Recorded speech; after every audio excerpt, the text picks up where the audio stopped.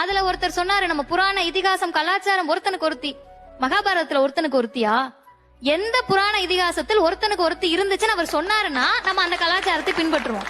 பேசின எல்லாத்துல இருக்கக்கூடிய மைய பொருள் கலாச்சாரம் என்பது பெண்ணை சுற்றியே தான் இருக்கு. சமூகத்தை சுற்றியே இவங்க கலாச்சாரம் கிடையாது.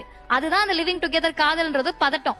அப்ப லிவிங் டுகெதர் நான் ஒரு லா ஸ்டூடெண்ட் தான், அந்த முறையில நான் அதுக்கான பதில கண்டிப்பா சொல்லியே ஆகணும். அப்ப இவங்க என்ன சொல்றாங்கன்னா, அந்த லிவிங் டுகெதர்ல அந்த ஐயாக்கு ரொம்ப பதட்டம் இருந்துச்சு, அதை மட்டும் நான் தெளிவுபடுத்திடுறேன்.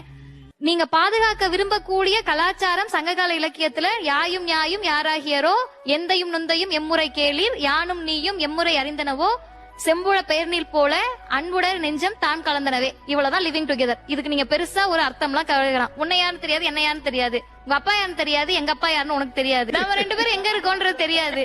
அப்படி இருக்கிறப்ப ஒரு 2 பேர் ஒன்னா சேர்ந்து வாழ்றாங்க, பிரியணும்னா அவங்க பிரிய போறாங்க.